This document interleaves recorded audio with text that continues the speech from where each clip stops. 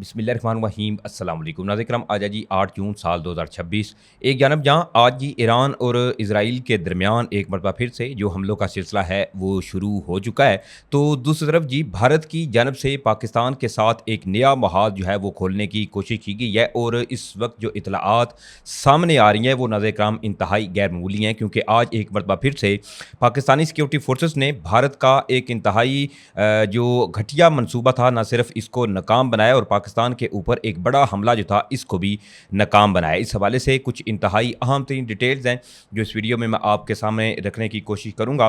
साथ ही साथ ईरान और जो इसराइल के दरमियान इस वक्त शदीद हमलों का सिलसिला जारी है, इस हवाले से भी कोई फर्दर डिटेल्स हैं और साथ साथ भारतीय बैरी जहाज़ जो है इसके ऊपर भी एक हमले की खबर सामने आई है।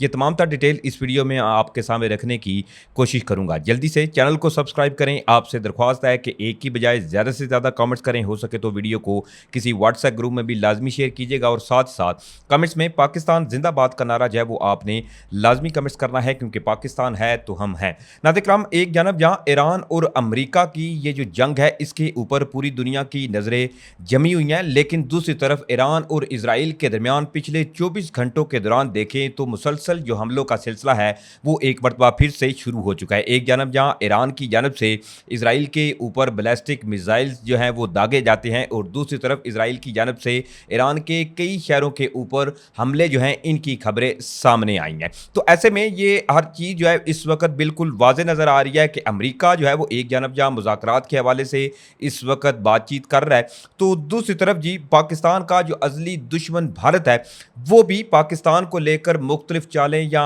पाकिस्तान की सालमियत को लेकर मुख्तलिफ चैलेंजेस जो हैं इनसे बाज नहीं आ रहा। बड़ी एक आम खबर सामने आई है और वो खबर नाज़रीन कराम ये है कि पाकिस्तान के अंदर एक मरतबा फिर से एक बहुत बड़ा जो भारत का मनसूबा था इसको न सिर्फ पाकिस्तानी सिक्योरिटी फोर्सेस की जानब से नाकाम बनाया गया है, बल्कि साथ ही साथ इंतहाई अहम तरीन कार्रवाई करते हुए बड़ी तादाद में जो फितरतुल हिंदुस्तान के ये दहशतगर्द थे इनको भी उड़ाया गया है। सबसे पहले ये समझिए कि नाज़रीन कराम सूरत हाल हुई क्या है। अब सबसे पहले मैं आपको इस हवाले से बताऊं तो बेसिकली खबर नाज़रीन कराम ये खुशदार से सामने आ रही है और ज़राए जो है वो इस हवाले से ये दावा कर रहे हैं कि फितरतुल हिंदुस्तान जो है इनकी जानब से खुशदार के अंदर एक हमला जो था इसकी अटैम्प्ट की गई, लेकिन अल्हम्दुलिल्लाह अल्लाह ताला के फजल करम और पाकिस्तानी सिक्योरिटी फोर्सेस की बर वक्त कार्रवाई का ये नतीजा निकला कि ना सिर्फ इस हमले को नाकाम बनाया गया है बल्कि साथ ही साथ जवाबी कार्रवाई करते हुए 12 के करीब जो फितरतुल हिंदुस्तान के दहशतगर्द थे इनको भी उड़ा दिया गया है। अब इसके हवाले से मज़ीद जो तफसीलात हैं वो ये हैं कि दहशतगर्दों का एक बड़ा ग्रोह जो है जिसने ज़िला खुजदार का शहर नाल जो था इस पर हमला किया। सिक्योरिटी फोर्सेस ने फौरी और भरपूर जवाबी कार्रवाई करते हुए फितरतुल हिंदुस्तान के 12 के करीब जो दहशतगर्द थे इनको उड़ा दिया। शदीद वहाँ पर फायरिंग हुई और फायरिंग के तबादले के दौरान ज़राए जो हैं वो इस हवाले से ये दावा कर रहे हैं कि एक जवान जो है वो हमारा वो भी शहीद हुआ है। सिक्योरिटी फोर्सेस की मौसर जवाबी कार्रवाई के नतीजे में दहशतगर्द जो थे वो फरार होने पर मजबूर हुए। इलाके को अभी भी मुकम्मल तौर पर जो है वो वहाँ पर सर्च ऑपरेशन जो है वो जारी है और अल्हम्दुलिल्लाह यहाँ पर हमले का मंसूबा था एक तो इसको नाकाम बनाया गया और वहाँ का जो तमाम इलाका है इसको भी महफूज बना लिया गया है। ये बात जो है वो नाज़रीन कराम कोई ढकी छुपी नहीं है कि भारत जो है वो मुसलसल पाकिस्तान के अंदर ऐसी दहशतगर्दाना कार्रवाइयाँ या एक फितना या इंतशार फैलाने की मुसलसल भारत की जानब से कोशिशें जो है वो की जा रही हैं, लेकिन अल्हम्दुलिल्लाह अल्लाह ताला के फजल करम और हमारी एजेंसीज़ की जो बर वक्त कार्रवाइयाँ हैं इसके नताइज हैं कि भारत जो है वो अपने अभी तक भी जो इनके टारगेट्स हैं या जो इनके मकासद हैं वो ये हासिल नहीं कर पा रहे और अल्लाह ताला ने इसी तरह से चाहा तो कभी भी भारत जो है वो अपने इस मज़मूम मकासद के अंदर जो है वो कामयाब नहीं होगा। अब दूसरी तरफ जी ईरान और इसराइल के हवाले से पिछली वीडियो में मैं आपको बता चुका हूँ कि इसराइल की जानब से ईरान के जो कई शहर हैं कुरज, इसके अलावा इस्फहान या दीगर हत्ता के जो ईरान की पेट्रोकेमिकल कॉम्प्लेक्स थी इसके ऊपर भी इसराइल की जानब से हमले किए गए हैं। अब इसमें इंटरेस्टिंगली एक बड़ी अहम सूरत हाल ये पैदा हुई है कि जैसे ये हमले जो हैं वो शुरू होते हैं तो ईरान की जानब से जी ये ऐलान सामने आया कि उन्होंने अबनाए हुर्मुज़ जो है इसको अब एक मरतबा फिर से मुकम्मल तौर पर जी बंद कर दिया है। तो ऐसे में एक खबर ये सामने आई कि there are reports of an Indian flag vessels on the fire off the coast of Oman, यानी कि कोस्ट ऑफ ओमान जो है वहाँ पर ज़राए जो थे सबसे पहले इन्होंने इस हवाले से दावा किया कि कोस्ट ऑफ ओमान के अंदर जी एक भारतीय वेसल थी जिसके ऊपर ऊपर भारतीय अमला जो था वो सवार था, वो जा रहे थे कि अचानक से जी ईरान की जानब से एक मिसाइल जो है वो फायर किया जाता है, जिसने जाकर इसी वेसल को जाकर हिट किया है। और इसमें इब्तदाई इतलात के मुताबिक तकरीबन 24 के करीब जो सैलर्स थे, भारतीय शहरी बताया जा रहा है, भारतीय अमला बताया जा रहा है, जो कि इसके ऊपर सवार था। और अपनाए हुरमस के करीब बताया जा रहा है कि भारतीय अमले का हमल एक ये कार्गो जहाज जिसे मारियोवैक्स पर के नाम से जाना जाता है, इस पर जी हमला हुआ है। और ईरानी मीडिया इस हवाले से दावा कर रहा है। और बलाओ का कई जराए जो इस अब ईरान का जो मीडिया वो ये कह रहा है कि ये जो वेसल थी जिसके ऊपर हमला हुआ है, ये जो थी ये पालाव के परचम तले चलने वाली इस एहतियाती बहरी जहाज पर भारतीय हमले के 24 जो अरकान थे वो सवार थे। और हमले में कार्गो जहाज का जो इंजन है इसके रूम को निशाना बनाया गया। और ये ईरानी मीडिया जो है वो दावा कर रहा है। और दूसरी तरफ ओपन सोर्सेज या कई एक अहम जो सोर्सेज हैं वो ये दावा कर रही हैं कि ये इंडिया का ही एक कार्गो जहाज था जिसको ईरानियन मिसाइल्स ने जाकर हिट किया। लेकिन इसमें जो क्रू मेंबर था जो इस पर भारतीय अमला सवार था, अभी तक इब्तदाई इतलात के मुताबिक कोई किसी किस्म का जो जानी या माली नुकसान है इसकी तफसीलात सामने नहीं आई। और फर्दर इस हवाले से अभी तक जो इन्वेस्टिगेशन है वो की जा रही है। लेट्स सी कि अब फर्दर इस हवाले से क्या तफसीलात जो है वो सामने आती हैं। एक जानब जहां ये सूरत हाल थी, दूसरी तरफ जी ईरान और इजराइल के दरमियान जो मुसलसल हमलों का सिलसिला जारी है, तो ऐसे में प्रेसिडेंट डोनाल्ड ट्रंप अमरीकी सदर की जानब से जी एक बड़ी अहम खबर सामने आई है। और अमरीकी सदर की जानब से फौरी तौर पर जो जंग बंदी है वो अनाउंसमेंट इसकी की गई है।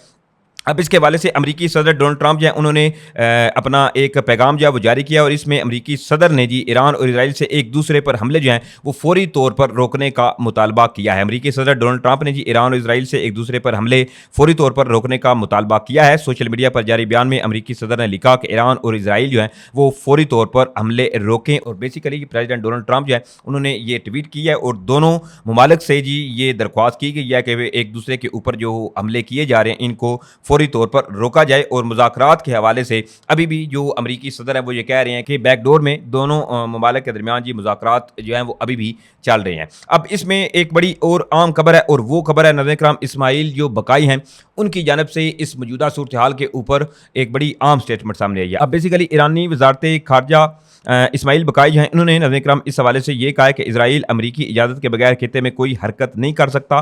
गुज़श्ता 24 घंटों के दौरान जो कुछ भी हुआ इसका जिम्मेदार अमरीका है। तेहरान में प्रेस कॉन्फ्रेंस करते हुए इस्माइल बकाई का यह कहना था कि मौजूदा जंगबंदी की जो खिलाफ वर्जियाँ हैं इनकी बराह जिम्मेदारी अमरीका पर आयद होती है। इसराइल के इकदाम को अमरीकी पॉलिसियों से अलग नहीं किया जा सकता। कोई मान नहीं सकता कि इसराइल अमरीका के साथ मुकम्मल आहंगी के बगैर खित्ते में हरकत कर सकता है। इनका मजीद यह भी कहना था कि जो कुछ भी हो रहा है वो अमरीका की तरफ से तरतीब दिया गया था और यही कशीदगी में दोबारा इजाफे का बाइस बना है। अमरीका की जानब से जंगबंदी की खिलाफ वर्जी वाज़ेह है। हम जंगबंदी के पाबंद थे और वही इसकी खिलाफ वर्जी जो है वो अभी कर रहे हैं। हम मुल्की सलामती और मफादात के दिफा के लिए तैयार हैं। सफारतकारी और मैदान एक साथ हैं और मुल्क के आला तरीन मफादात की फरामी को यकीनी बनाते हैं। एक सवाल के जवाब में इस्माइल बकाई जो हैं इन्होंने ये भी कहा कि डायरेक्टर जनरल IEA जो हैं इन्होंने हमारे एटमी प्रोग्राम के बारे में जानबदराना और गैर तकनीकी मौक़िफ़ अपनाया। अमरीका इसके साथ इनके इत्तेहादी जो है वो दोबारा कशीदगी का बुनियादी अंसर थे, लेकिन IEA के डायरेक्टर जनरल ने इनकी मजम्मत तक जो है वो नहीं की। तर्जमान ईरानी वज़ारत ख़ारजा ने यह भी कहा कि लिबनान में जंग का खात्मा मुआहदे का हिस्सा था। जब जंग बंदी की शिक की खिलाफ वर्दी होती है तो सफारती ट्रैक भी मुतासर होता है। सफारती कोशिशों और फौजी मशकों का मकसद हमारे कौमी मफादात को महफूज बनाना है। हम हालात के मुताबिक दोनों रास्ते जो हैं वो इस्तेमाल कर रहे हैं। इनका यह भी कहना था कि अमरीका की मुतज़ाद पॉलिसियों और मौक़िफ़ ने अब तक सफारती रास्ते को मुतासर किया है। हम इंतहाई बेइतमादी के माहौल में अमरीका के साथ पैगामात का तबादला कर रहे थे। 24 घंटों के दौरान जो कुछ हुआ इससे सफारती अमल में मजीद जो है वो मुश्किल पैदा हो जाएगी। और साथ साथ ये कहा कि सऊदी अदारे किसी ऐसे सफारती रास्ते का एहतराम नहीं कर सकते जो हमारे खित्ते में इस्तेकाम का बाइस हो। सऊदी अरब पर हमले से मुतल्लिक़ सवाल का जवाब देते हुए इस्माइल बकाई का यह भी कहना था कि ईरानी अफवाज हैं इन्होंने सऊदी अरब पर कोई हमला नहीं किया। पाकिस्तान जो है वो इनकी सालसी के जरिए अमरीका के साथ मुज़ाकरात का सिलसिला जो है वो अभी भी जारी हो गया। बेसिकली जब ईरान और इजराइल के दरमियान दोनों जानब से जो हमलों का सिलसिला था वो जारी था तो ऐसे में कई एक जो ज़राए हैं उन्होंने ये कहना शुरू कर दिया कि अल खर्ज के अंदर जो प्रिंस सुल्तान की एयरबेस है वहाँ पर जी ईरान की जानब से मिसाइल्स और ड्रोन जो हैं वो दागे गए हैं। लेकिन दूसरी तरफ जो सऊदी हुकाम है उन्होंने खुलकर एक तो इसकी तरदीद की है कि कोई किसी किस्म का जो हमला है वो सऊदी अरेबिया के ऊपर नहीं किया गया। हाँ, जैसे ही ये हमले दोबारा से शुरू हुए थे तो फौरी तौर पर जो सऊदी गवर्नमेंट है या सऊदी जो इंतज़ामिया है इनकी जानब से आवाम को लेकर ये हदायत जो थी वो जारी की गई थी। स्पेशली अल खरज जो इनका शहर है जहाँ पर सऊदी अरेबिया की एक अहम तरीन जो बेस है प्रिंस सुल्तान एयरबेस मौजूद है, जो कि अमरीका का एक इंतहाई अहम तरीन असासा जो है वो कंसिडर किया जाता है, जहाँ पर ऑलरेडी आपको इल्म है कि पिछली जो जंग थी जब ईरान और अमेरिका के दरमियान छिड़ी हुई थी तो ऐसे में KC-135 एयर रिफ्यूलिंग तैयारे जिनको ये बाद में खबरें सामने आई कि ईरान ने जी निशाना बनाया। तो इस हवाले से इन खतरात को देखते हुए सऊदी इंतजामिया ने अपने शहरियों से ये गुजारिश की थी कि वो बिला वजह एक तो घरों से ना निकले और फौरी तौर पर शेल्टर्स जो हैं वहाँ पर चले जाएँ। इन केस अगर खुदा न खास्ता कोई ऐसी सिचुएशन बनती है तो इसमें कम से कम जो जानी नुकसान है एक तो इससे बचा जा सके और हंगामी सूरत हाल जो है इससे निपटा जा सके। ये अभी तक की सूरत हाल है कि प्रेसिडेंट डोनाल्ड ट्रंप जो है उन्होंने एक तो बाकायदा तौर पर यह ऐलान भी कर दिया है और दोनों ममालिक ईरान और इसराइल से दरख्वास्त की है कि एक दूसरे के ऊपर जो हमले हैं इनका सिलसिला फौरी तौर पर बंद किया जाए और मामला जो है इनको बातचीत के जरिए हल करने पर जोर दिया गया है जी अमेरिका की जानब से। बहरहाल ये डिटेल थी जो मैंने आपके सामने रखी। उम्मीद करता हूँ आप लोगों को वीडियो अच्छी लगी होगी। अगर वीडियो अच्छी लगी है तो भाई के चैनल को आपने लाजमी सपोर्ट करना है, वीडियो को आपने ज़्यादा से ज़्यादा लाइक करना है, शेयर करना है। इंशाल्लाह फिर मिलेंगे। पाकिस्तान जिंदाबाद।